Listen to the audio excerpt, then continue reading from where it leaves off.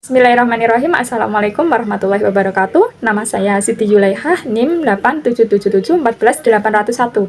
Saya dari Prodi PG PAUD. Nah, di sini saya mau menjelaskan mengenai landasan utama filsafat ilmu.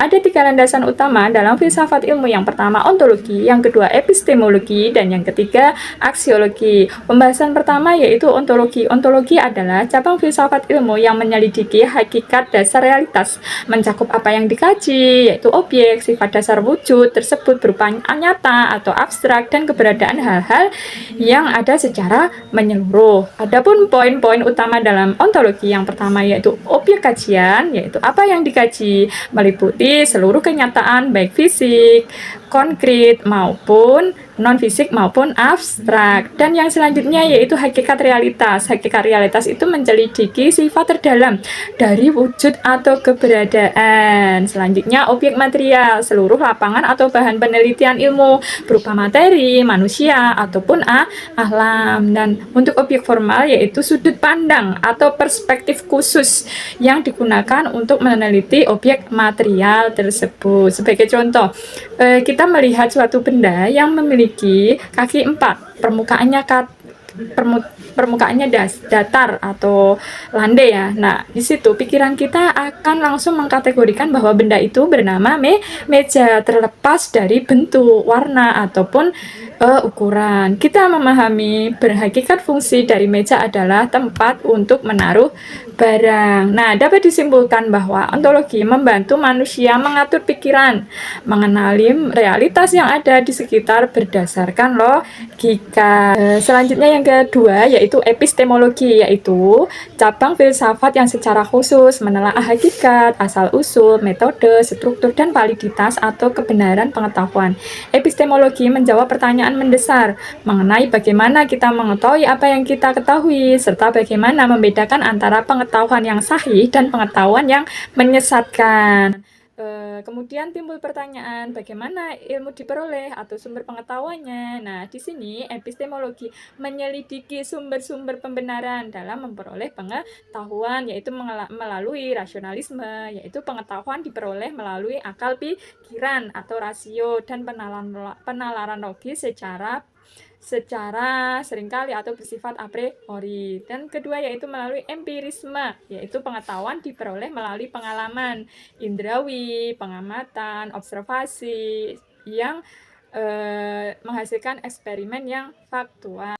Selanjutnya timbul pertanyaan metode yang digunakan atau prosedur keilmuannya bagaimana. Nah, dalam landasan epistemologi, operasionalnya tercermin dalam metode ilmiah yang terstruktur untuk mendapatkan pengetahuan yang dapat dipertanggungjawabkan. Metodenya diantaranya 1. Metode induksi, yaitu menarik kesimpulan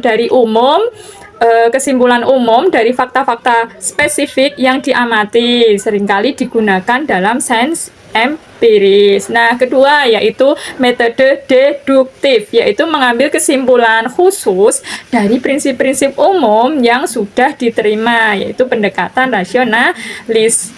Selanjutnya ada metode ilmiah, yaitu metode di mana prosesnya sistematis yang mencakup observasi, perumusan hipotesis, eksperimen, dan verifikasi. Dan terakhir yaitu melalui metode interpretatif, digunakan dalam ilmu sosial untuk memahami makna tindakan manusia. Kemudian untuk pertanyaan bagaimana kebenaran dapat diuji atau validitas ilmunya seperti apa. Nah, dalam epistemologi menetapkan kriteria untuk membedakan antara kepercayaan, opini, dan pengetahuan yang benar. Kebenaran dapat diuji melalui pertama, teori korespondensi. Kebenaran diukur berdasarkan kesesuaian antara kenyataan, pengetahuan dengan fakta empiris di lapangan. Teori yang kedua yaitu teori koherensi. Kebenaran diukur berdasarkan konsistensi suatu pernyataan dengan pengetahuan sebelumnya yang sudah terbukti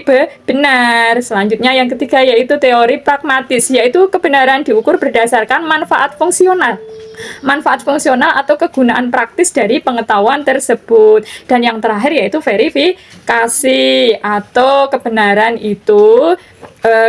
ilmiah bersifat terbuka terhadap kritik atau harus dapat diuji kembali atau diverifikasi. Jadi kesimpulannya secara keseluruhan epistemologi berfungsi sebagai alat kritis untuk memastikan bahwa pengetahuan yang diperoleh bukan hanya dugaan tetapi merupakan kebenaran yang sah secara rasional dan empiris. Dasar utama filsafat ilmu yang ketiga yaitu aksiologi. Aksiologi adalah cabang filsafat ilmu yang mempelajari hakikat, nilai, etika, kegunaan ilmu, pengetahuan bagi kebutuhan manusia. Aksiologi itu menjawab pertanyaan tentang apakah ilmu itu bermanfaat atau sebaliknya ilmu itu membawa kerugian bagi manusia. Dalam aksiologi juga menjawab pertanyaan apakah ilmu itu berguna atau sebaliknya tidak berguna, terus bagaimana etika penggunaannya. Nah, di sini ada poin-poin penting dalam aksiologi. Yang pertama yaitu teori nilai. Teori nilai yaitu aksiologi terbagi menjadi dua. Yang pertama, komponen utamanya yaitu etika,